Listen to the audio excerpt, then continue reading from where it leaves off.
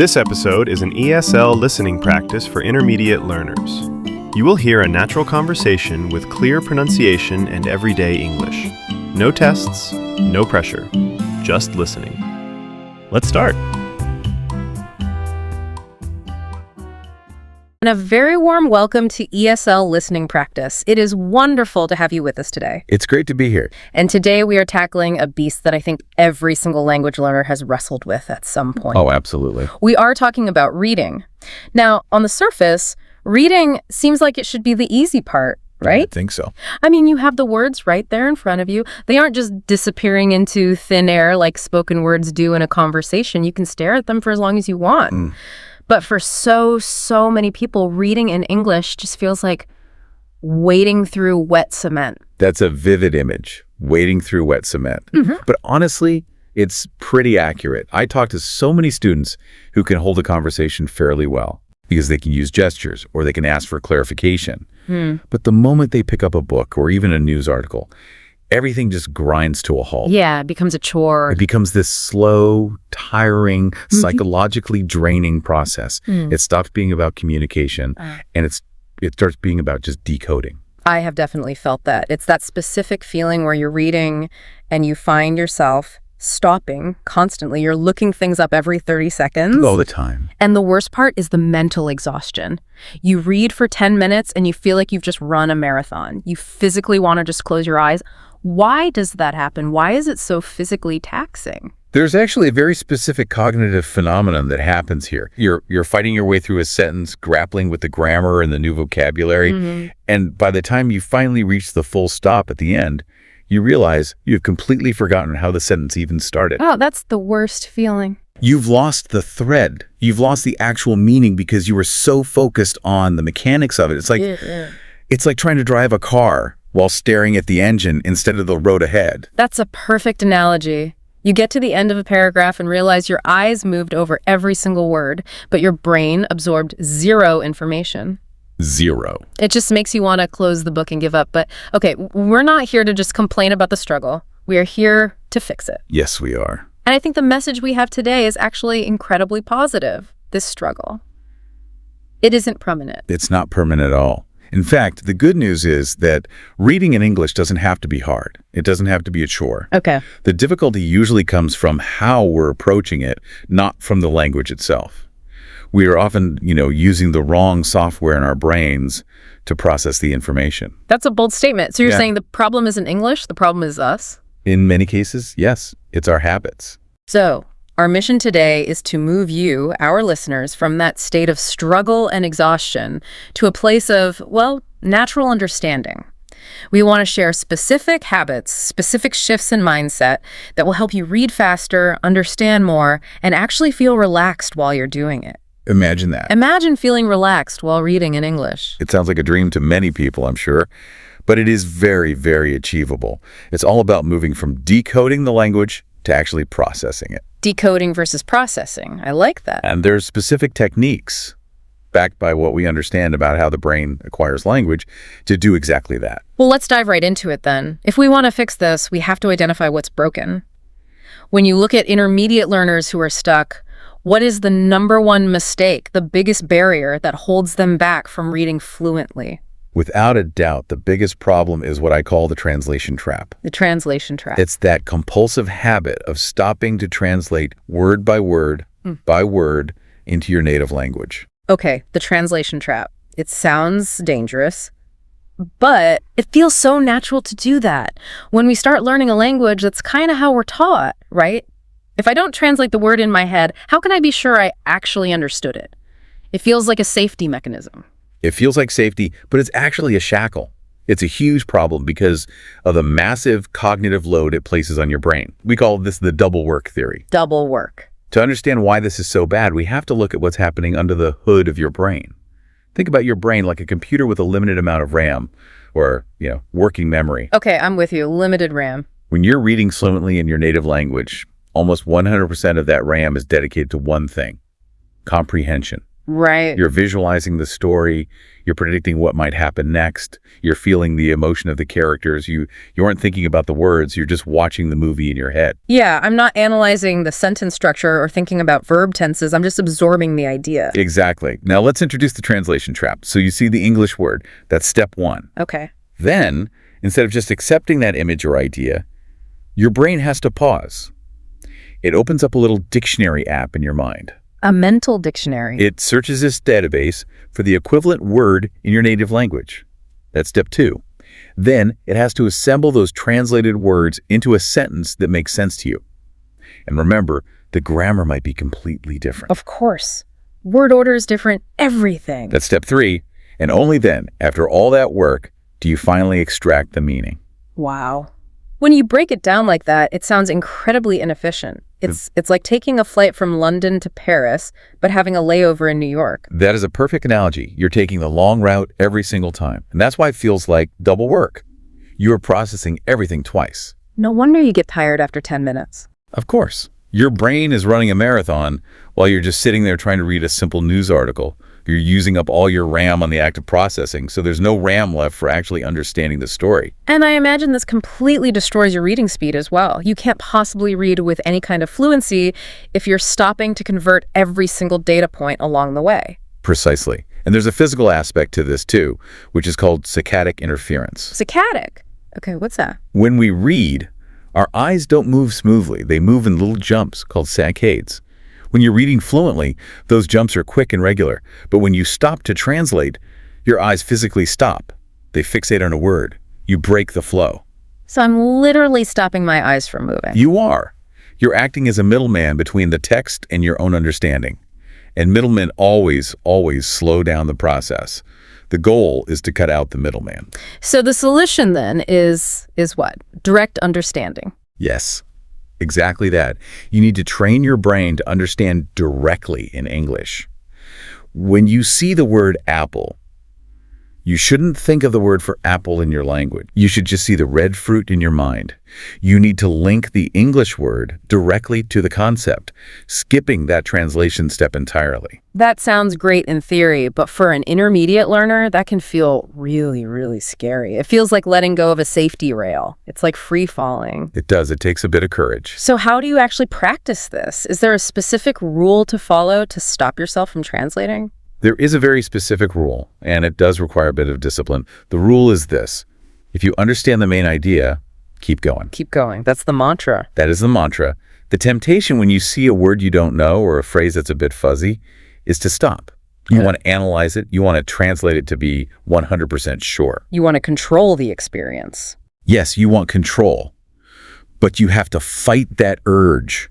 If you understand the gist of the sentence, if you know what's generally happening in the story or the article, you must force your eyes to move to the next sentence. So what you're saying is we need to become comfortable with a little bit of uncertainty. We don't need 100% clarity on every single word to understand the text as a whole. Exactly. This is all about ambiguity tolerance. Think about how you read in your native language. Do you analyze every single grammatical structure? Do you consciously process every preposition? No, of course not. No. You scan for meaning, you skip things, your brain fills in the gaps. We need to apply that same relaxed approach to English. Do not stop for every unknown word. Just keep moving. Trust that the context will clarify things later on. And what's the result of this shift? If I can discipline myself to stop translating and I just keep going, what happens to my reading? Your speed improves drastically and very quickly. Yeah. Because you've cut out that entire translation step. You're processing information in real time. And interestingly, because you are reading faster, your brain actually gets better at picking up the flow and the context, which in turn helps you understand more. It's a virtuous cycle. So speed actually helps comprehension rather than hurting it. It's like riding a bicycle. If you go too slow, you wobble and you fall off. Yes. You need a certain amount of momentum to stay balanced and move forward. That is a brilliant comparison. The translation habit is like riding that bike with the brakes permanently on. You're pedaling so hard, but you aren't going anywhere. We want to take the brakes off and let the momentum of the story carry you. Okay, so we're taking the brakes off. We are stopping the translation habit. But here's the problem I see with that advice. If I stop translating and I'm trying to read a text that's really, really hard for me, I'm just going to be staring at a page of nonsense. I think a lot of us fall into the trap of choosing the wrong things to read. Choosing material that is too hard is the fastest way to kill your motivation. Why is it so dangerous? I mean, shouldn't we challenge ourselves? If I only read easy things, how will I ever learn new words? There's a big difference between a challenge and a wall. We have to talk about something in linguistics called the zone of proximal development, or what Stephen Krashen calls comprehensible input. Right. The idea is summarized as I plus 1.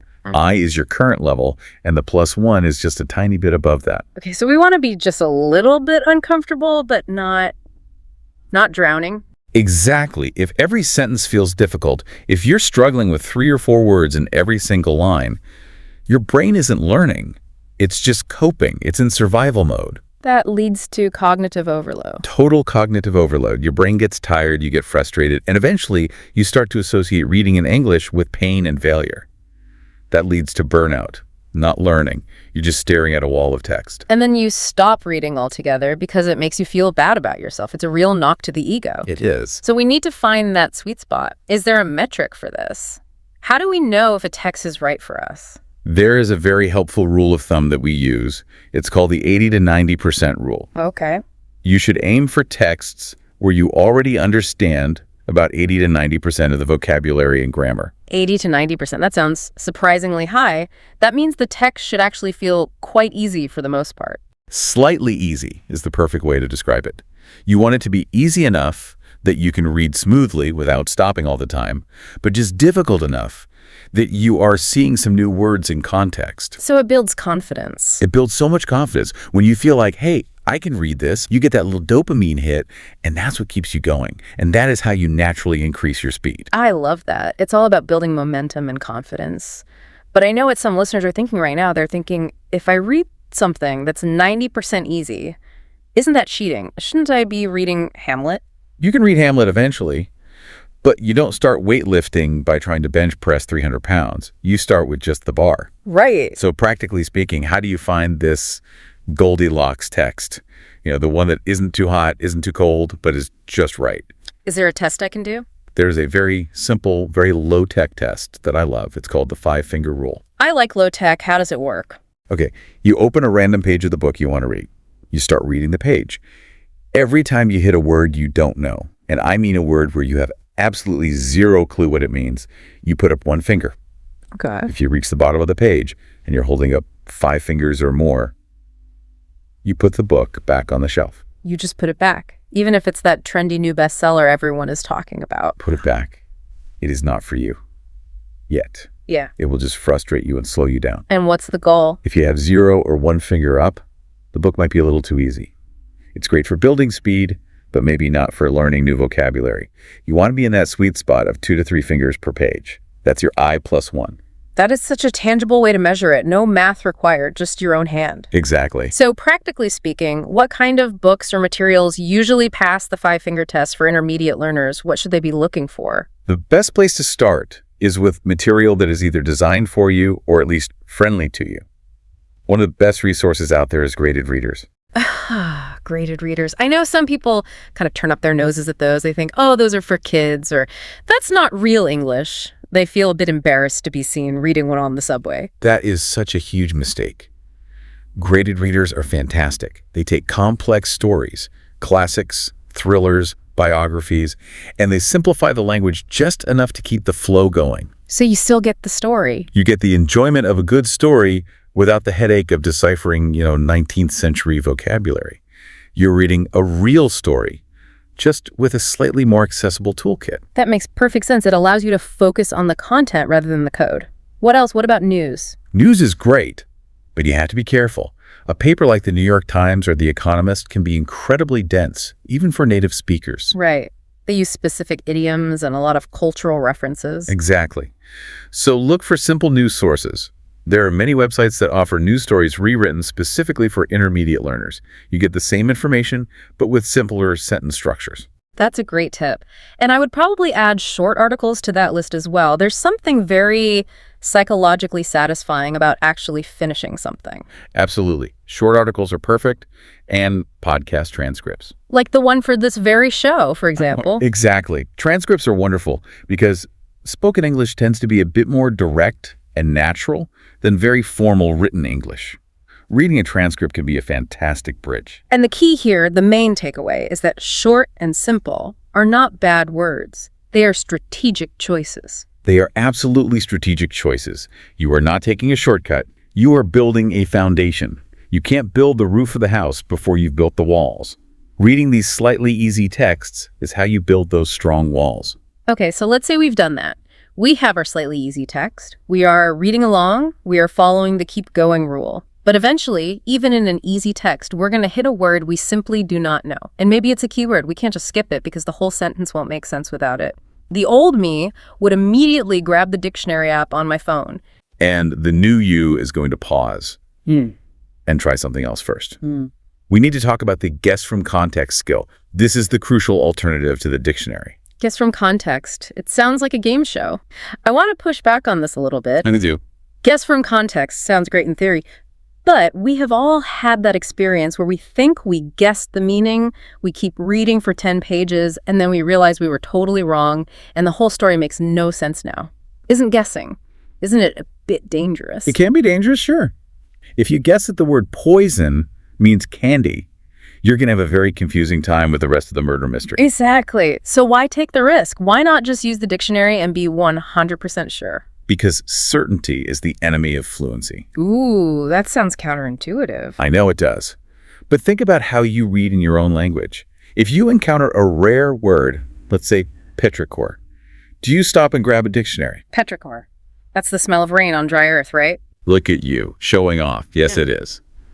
But if you didn't know that, and the sentence was, he took a deep breath, inhaling the heavy petrichor of the afternoon, would you stop? Probably not. I'd just assume it was some kind of smell or a sensation related to the weather, and I'd just keep going. And that is the key. You accepted ambiguity tolerance. You knew it was a smell. You didn't know exactly what kind of smell, but you knew enough to keep the scene moving in your head. Okay. In English, learners are often terrified of that ambiguity. They feel they need 100% resolution on every single pixel of the image. But by stopping to look it up, you break the dream of the book. You wake up. The moment you pull out your phone to check a dictionary, you are no longer in the story. You are a student in a classroom again. And we want to keep you in the story. Okay, but how do we do this without getting completely lost? Can we walk through a real example? And not an easy one, a messy one. Let's do it. I'm going to give you a sentence with a nonsense word in it. I want to prove to you that your brain is already a natural context machine.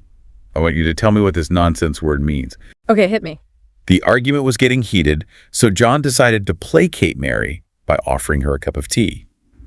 Now pretend you have never seen the word placate, or pretend it's a nonsense word like flibberflab. Okay. John decided to flibberflab Mary. Got it. To figure this out, we use what I call the 3 magic questions. Question number 1, is the word positive or negative? Well, the situation is an argument, which is negative.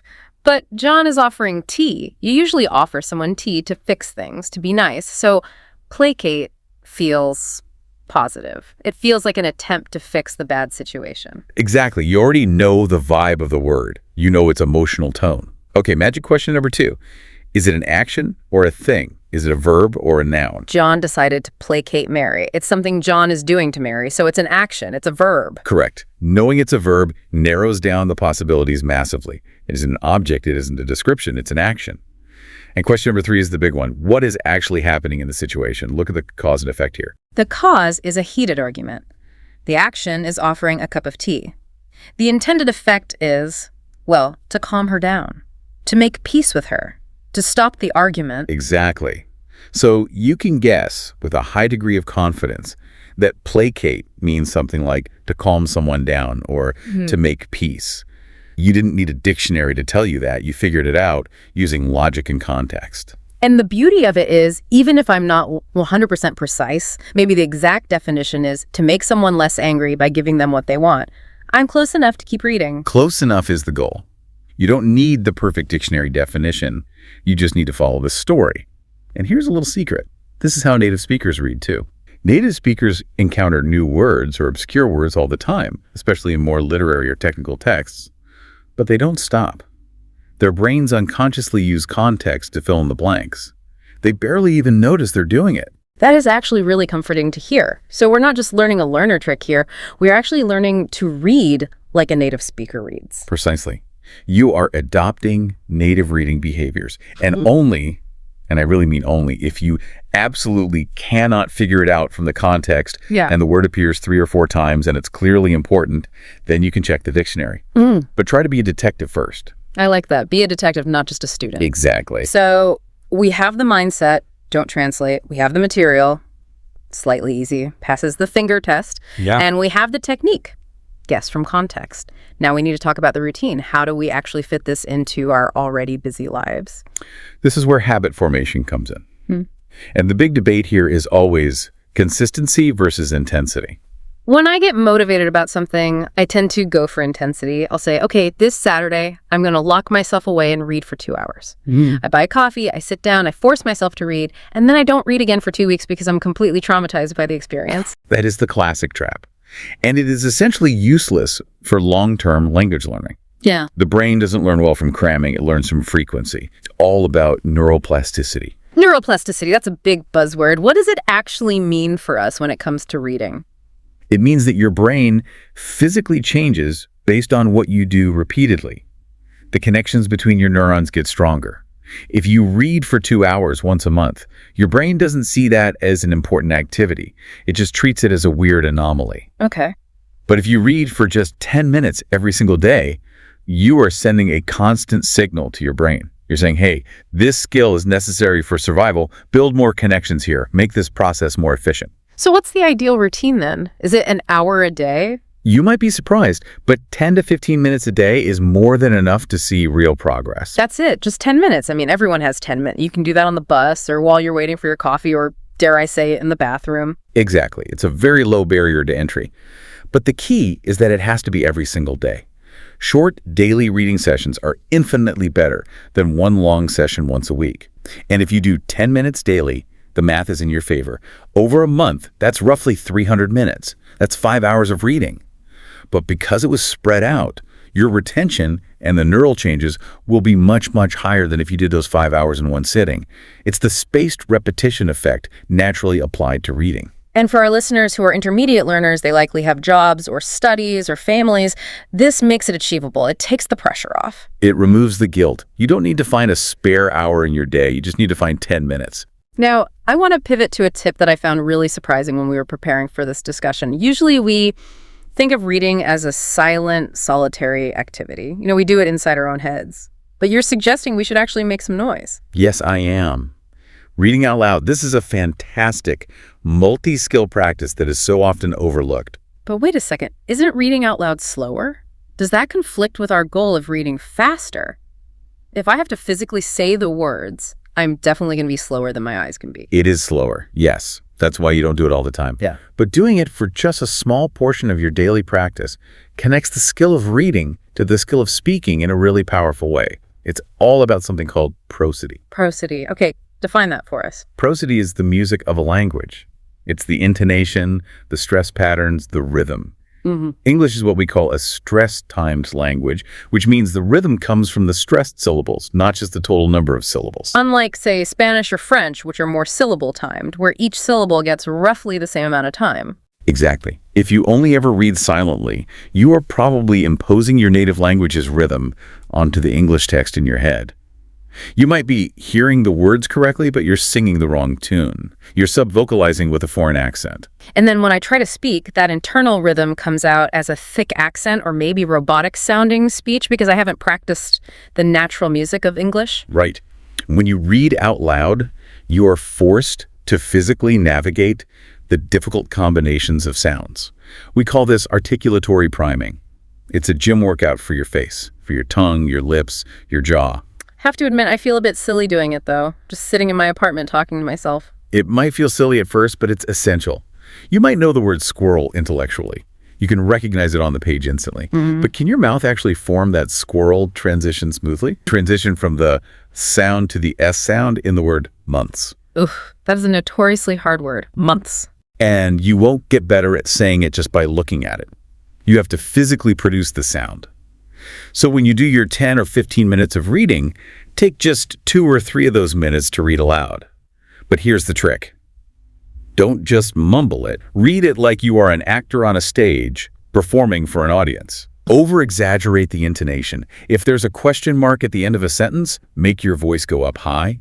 If it's an angry sentence, growl it a little. This exaggerates the prosody and helps your brain map the emotional tone to the correct sound. I love that. It turns reading into a mini performance. And I imagine it helps with focus, too. It's very hard to daydream when you're busy shouting lines from a book. It absolutely helps with focus. You can't be thinking about what you want for dinner if you are actively producing language. It keeps you in the moment. So, to be clear, we don't need to read out loud for the full 15 minutes. No, that would be tiring and it would slow you down too much. Think of this as a micro-commitment, a warm-up. Even 2 or 3 minutes a day is enough. Read a paragraph or 2 out loud to get the mouthfeel of the language, then read the rest silently to work on your speed and comprehension. Okay, we have a great toolkit so far. We've got the mental shift, the material selection, the context guessing, and the vocal practice. But there's one lingering problem we need to address. What's that? Motivation. Sometimes you're putting in the work, you're doing your 10 minutes every day, but you don't feel like you're getting any better. That intermediate plateau feels very, very flat. It's hard to see the progress day to day. That is the curse of the intermediate learner. Improvement is so gradual that it's almost invisible. You don't wake up one day and suddenly speak fluent English. It happens by tiny degrees. And that's why you need to track your progress. You need to make the invisible visible. How do we do that? Is there a chart we should keep or a system? There's a very specific and simple method I recommend. It's called the 5-minute test. It's designed to give you hard, cold data on your improvement. Okay, walk us through it. Step 1. Pick a book or a long article that you're currently reading. Ideally one that passes the 5-finger test so it's at the right level for you. Got it. Step 2. Set a timer on your phone for exactly 5 minutes. Step 3.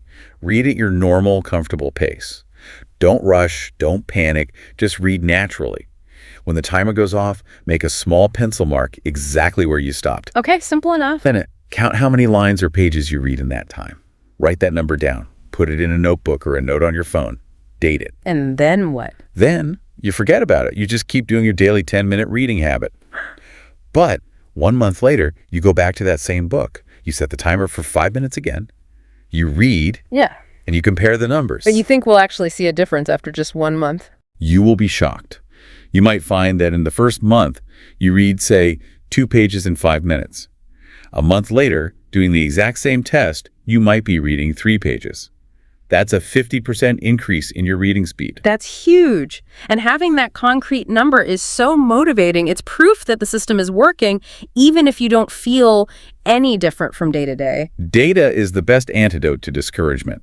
When you see that number go up, it gives you the fuel to keep going for another month. It turns learning into a game where you're constantly trying to beat your own high score. I am definitely going to try that. We all love winning games, especially against our past selves. We certainly do. So we've covered a lot of ground today. We have dismantled the translation trap. We've learned how to pick the right books using the 5-finger rule. We've become context detectives with the 3 magic questions. And we've built a solid daily habit. We have. And I think if we kind of zoom out and look at the big picture here, there's a philosophy that underpins all of this. And what's that philosophy? The philosophy of speed. We started this whole conversation talking about how to read faster. But the final tip, the most important one really, is this.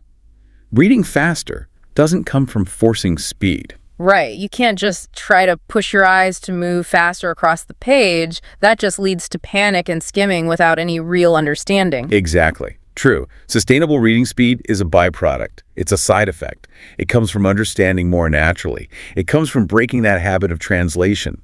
It comes from regular, consistent practice with the right materials. So don't chase speed, chase understanding, chase consistency, and speed will follow you. Perfectly said.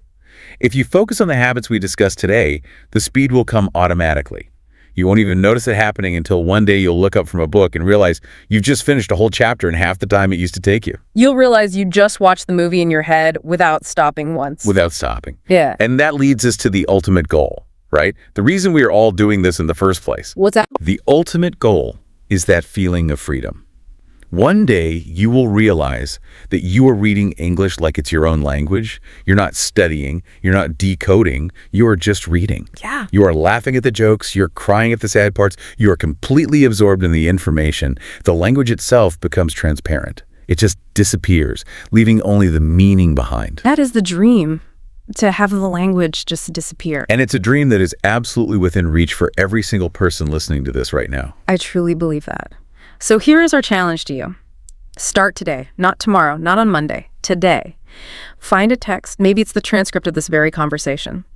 Set your timer for 10 minutes and just read, don't translate. Keep going. Give it 1 month, just 1 month of consistency. You will be amazed at what happens. Thank you so much for joining us on this journey into better, more natural reading. We hope these tools serve you well. Keep practicing, keep listening, and keep reading. It has been a real pleasure. Happy reading, everyone. This has been ESL Listening Practice. We'll see you next time.